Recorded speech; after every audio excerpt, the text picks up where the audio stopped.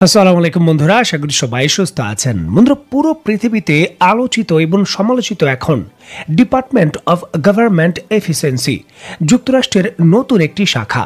এটি সরকারের মধ্যে আছে, কিন্তু এটি সরকারি কোনো বিভাগ নয়।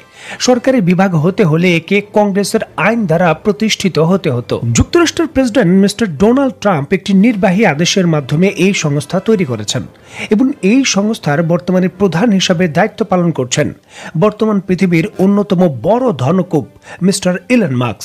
যুক্তরাষ্ট্রের প্রশাসনের ভেতর অর্থনীতি থেকে শুরু করে সামরিক নীতি যতগুলো মন্ত্রণালয় রয়েছে, সকল মন্ত্রণালয়ই নতুন করে তৈরি করা এই ডিপার্টমেন্ট অফ গভর্নমেন্ট এফিসিয়েন্সির অন্তত 4 জন সদস্য করে কাজ করছেন এবং তাদের কাছে সকল রিপোর্ট দিতে মন্ত্রণালয়ের সকলে বাধ্য। দেখুন, এই ডিপার্টমেন্ট অফ গভর্নমেন্ট এফিসিয়েন্সির সদস্যরা সেই তথ্যগুলো জোগাড় করেন যে যুক্তরাষ্ট্রের অর্থ কোন কোন জায়গায় ব্যয় করা হচ্ছে এবং কাকে কাকে দেওয়া হচ্ছে। এখান থেকে কিন্তু ইলন মাস্কের এই টিমটি এই জিনিসটা নির্ধারণ করেন যে কোন অর্থগুলো যুক্তরাষ্ট্রের দেওয়া উচিত, কোন অর্থগুলো দেওয়া উচিত নয়, এগুলো প্রয়োজন নয়। ইলন মাস্কের নেতৃত্বে এই ডিপার্টমেন্ট শুধু একটি তালিকা তৈরি করে যুক্তরাষ্ট্রের প্রেসিডেন্ট ডোনাল্ড ট্রাম্পের কাছে পাঠিয়ে দেন। ডোনাল্ড ট্রাম্প আর কোনো যাচাই বাছাই করেন না, সাথে সাথে সেই ফাইলে একটি নির্বাহী আদেশ স্বাক্ষর করেন আর সেই সকল পেমেন্টগুলো যেগুলো যুক্তরাষ্ট্র পৃথিবীর বিভিন্ন দেশকে দেওয়ার কথা সাথে সাথে বাতিল। দেখুন, মেক্সিকো, কানাডা এই সকল দেশের উপর 25% শুল্ক আরোপ, ভারতের উপর অতিরিক্ত শুল্ক আরোপ, চীনের উপর অতিরিক্ত শুল্ক আরোপ, এই সকল কিছুর মাস্টার মাইন্ড হলো ইলন মাস্ক এবং এই অর্থ বাতিলের যে ঘটনাগুলো ঘটছে তার মাস্টার মাইন্ডও হলো ইলন মাস্ক। আর এর ধারাবাহিকতায় এইবার বাংলাদেশের উপর আঘাত করা হয়েছে। নজিরবিহীনভাবে গত 30 বছরে যে জিনিসটা ঘটেনি, এইবার যুক্তরাষ্ট্র বাংলাদেশের পরিপ্রেক্ষিতে এই জিনিসটা ঘটিয়েছে। বাংলাদেশের গণতন্ত্রকে শক্তিশালী করার জন্য বিভিন্ন প্রকল্পে যুক্তরাষ্ট্র প্রায় 29 মিলিয়ন মার্কিন ডলার বাংলাদেশকে ফ্রিতে দেওয়ার কথা ছিল। এই পুরো যে অর্ডারটা ছিল, এই পুরো যে ফাইলটা ছিল, সেটা সম্পূর্ণভাবে বাতিল করে দিয়েছেন ডোনাল্ড ট্রাম্প। বাংলাদেশের এই 29 মিলিয়ন মার্কিন ডলার যে সহযোগিতা দেওয়ার কথা ছিল সেটা সম্পূর্ণভাবে বাতিল। আমি জানি যে এই খবরটি প্রকাশ্যে আসার পরই অনেক ভারতীয় ভিউয়াররা কিন্তু দাঁত কিলিয়ে হাসতে চেষ্টা করবেন যে বাংলাদেশের অর্থায়ন বাতিল হয়েছে। আসলে এত খুশি হওয়ার কিছু নেই, কারণ বাংলাদেশের শুধু 29 মিলিয়ন মার্কিন ডলার যে বাতিল করেছেন ডোনাল্ড ট্রাম্প, বিষয়টা এককভাবে এরকম নয়। ভারতেরও কিন্তু 21 মিলিয়ন মার্কিন ডলার অর্থায়ন বাতিল করা হয়েছে, যেটা যুক্তরাষ্ট্রের দেওয়ার কথা ছিল বা দিয়েছিল যুক্তরাষ্ট্র কিছু পরিমাণে। ভারতের যে ভোটার উপস্থিতি রয়েছে সেটা বৃদ্ধির জন্য এই 21 কোটি মার্কিন ডলার যুক্তরাষ্ট্রের পক্ষ থেকে দেওয়া হয়েছিল বা আরো কিছু দেওয়া হতো, সেটাও সম্পূর্ণভাবে বাতিল। এখন দেখুন, বাংলাদেশের এই যে অর্থায়ন বাতিল করা হলো, এই অর্থায়ন বাতিলটা কিন্তু বাংলাদেশের জন্য স্বস্তিদায়ক। এখন অনেকের মনে প্রশ্ন আসতে পারে, হাসনাত ভাই এটা আপনি কেমন কথা বললেন?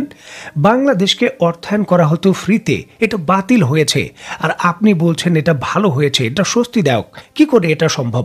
আপনি কি তাহলে দেশের বিরুদ্ধে কথা বলছেন? আসলে প্রকৃত জিনিসটা জানার পর আপনি নিজেই বলবেন যে এটা বাতিল হয়েছে স্বস্তিদায়ক। স্ক্রিনে বর্তমানে আপনারা 8 থেকে 10টি দেশের যে অর্থায়ন বাতিল করা হয়েছে তার তালিকা দেখছেন। ইউএস ডিপার্টমেন্টের সরাসরি টুইটটা আপনারা দেখছেন। এবং যদি আপনি লক্ষ্য করে দেখেন এই তালিকায় এই অর্থগুলো কি কি উদ্দেশ্যে দেওয়া হতো। মোজাম্বিককে দেওয়া হতো 10 মিলিয়ন মার্কিন ডলার পুরুষের যে খাতনা কর্মসূচি তার জন্য। কম্বোডিয়াকে 9,70,000 ডলার দেওয়া হতো বিভিন্ন উদ্যোক্তা তৈরি করার জন্য। কম্বোডিয়াকে 23 লাখ ডলার দেওয়া হয়েছিল আরো স্বাধীন কণ্ঠ শক্তিশালী করার জন্য। সার্বিয়াকে দেওয়া হয়েছিল 1.4 কোটি ডলার সরকারি ক্রয় ব্যবস্থার উন্নয়নের জন্য। নেপালকে দেওয়া হয়েছিল 2 কোটি ডলার অর্থনৈতিক যে ফেডারেলিজম রয়েছে সেটাকে শক্তিশালী করার জন্য। বিভিন্ন দেশকে বিভিন্ন প্রকল্পে অর্থায়ন করা হয়েছে, তবে বাংলাদেশকে এই 29 মিলিয়ন ডলার যে অর্থায়ন করা হয়েছে পরিষ্কারভাবে লেখা রয়েছে এটা হলো পলিটিক্যাল যে ল্যান্ডস্কেপ রয়েছে সেটাকে শক্তিশালী করার জন্য, বা আরো সহজ ভাষায় বললে বাংলাদেশের সরকারের পতনের জন্য। এই 29 মিলিয়ন মার্কিন ডলারের অর্থটা জো বাইডেনের আমলে পাশ করা হয়েছে এবং এর অনেক অর্থ অলরেডি খরচ হয়ে গেছে। 29 মিলিয়ন ডলারের হতে পারে 25 মিলিয়ন ডলারই অলরেডি খরচ হয়ে গেছে, বাকি হয়তো 4 মিলিয়ন ডলার বাতিল করা হয়েছে। যাই হোক, এই 29 মিলিয়ন ডলার বাংলাদেশের সরকারের হাতে কিন্তু আসতো না। যুক্তরাষ্ট্রের ডিপ স্টেট ডিপার্টমেন্ট এটা তার স্বার্থের কাজে বাংলাদেশের বিভিন্ন তার যে এজেন্ট রয়েছে, এনজিও রয়েছে বা ইন্ডিভিজুয়াল ব্যক্তি রয়েছে তার মাধ্যমে এটা ব্যবহার করত তার স্বার্থ হাসিলের জন্য। 21 মিলিয়ন মার্কিন ডলার যেটা ভারতে ভোটার সংখ্যা বৃদ্ধির জন্য বলা হয়েছিল, সেটাও কিন্তু মোদী সরকারকে ফেলানোর জন্য বা তার ক্ষমতায়ন খর্ব করার জন্য যুক্তরাষ্ট্র ব্যবহার করেছে। এই ক্ষেত্রে তারা বিভিন্ন ইন্ডিভিজুয়ালের মাধ্যমে এই অর্থ খরচ করেছে, সরকারের হাতে এগুলো দেওয়া হয়নি। এখন এখান থেকেই কিন্তু আমরা পরিষ্কারভাবে বুঝতে পারি একটি বিদেশি গোয়েন্দা সংস্থা এনজিওর মাধ্যমে তার স্বার্থ অন্য দেশের ভেতর কি করে বাস্তবায়ন করে।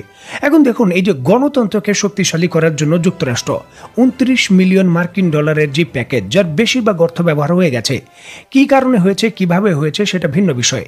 বাকি যে অর্থগুলো রয়েছে সেগুলো ব্যবহারের এই প্যাকেজ উন্মুক্ত থাকলো। যুক্তরাষ্ট্র তার স্বার্থ হাসিলের জন্য এই অর্থটা কুকি চীন যে বিদ্রোহী গোষ্ঠী রয়েছে তাদেরও কিন্তু দিতে পারে। যুক্তরাষ্ট্র এই জায়গায় বলল যে তাদের যে ভয়েস রয়েছে বা তাদের গণতান্ত্রিক যে অধিকার রয়েছে সেটা খর্ব হচ্ছে।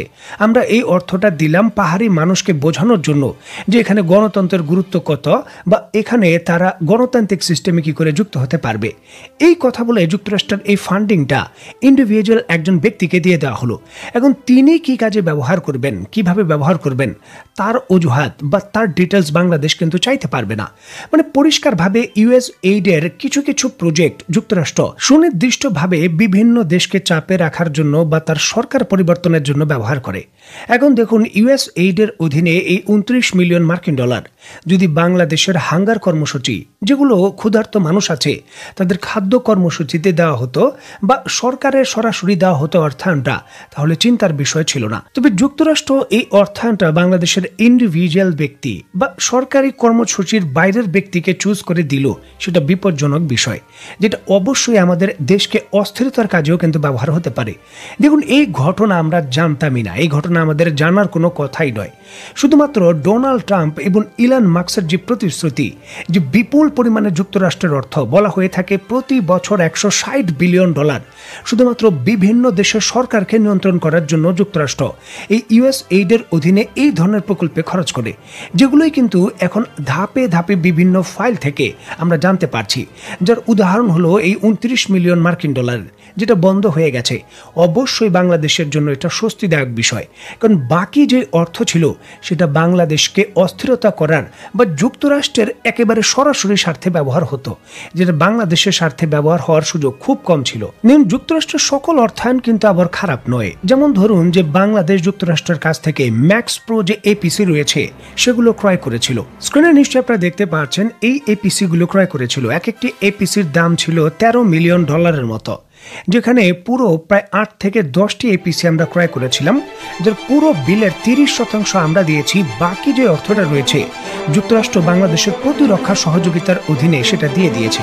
এখন দেখুন, এই ধরনের অর্থায়ন ভালো, তবে যদি যুক্তরাষ্ট্রের পক্ষ থেকে বাংলাদেশের সরকারের বাইরে ইন্ডিভিজুয়াল ব্যক্তিদের এই অর্থায়নগুলো করা হয়, সেগুলো কিন্তু বিপজ্জনক বিষয়। কারণ যুক্তরাষ্ট্র ওই সময় একটি মাস্টার প্ল্যান বাস্তবায়ন করে, যেটা আপাতত একটি ফান্ডিং বাতিল হয়েছে। আমি ব্যক্তিগতভাবে মনে করি যেটা ভালো জিনিস, কারণ বাকি যে অর্থটা ছিল এই 29 মিলিয়ন মার্কিন ডলারের, সেটা বাংলাদেশের অস্থিরতার কাজেই কিন্তু ব্যবহার করা হলে হতে পারত। ঢালাও ভাবে বলার হয়তো সুযোগ নেই, কারণ বহু এনজিও ভালো কাজ করছে, গরিব মানুষের উপকার হচ্ছে। তবে এই বিশাল ভালোর মধ্যে খারাপের সংখ্যাটাও কিন্তু কম নয়।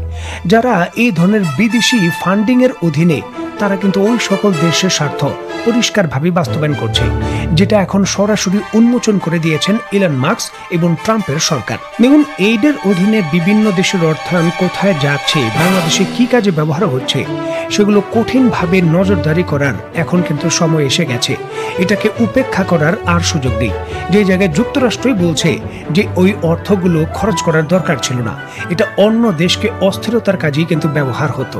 তোমাদের অত্যন্ত গুরুত্বপূর্ণ এই বিষয়টিকে কেন্দ্র করে আপনি ব্যক্তিগতভাবে কি মনে করছেন তা অবশ্যই কমেন্ট বক্সে লিখবেন।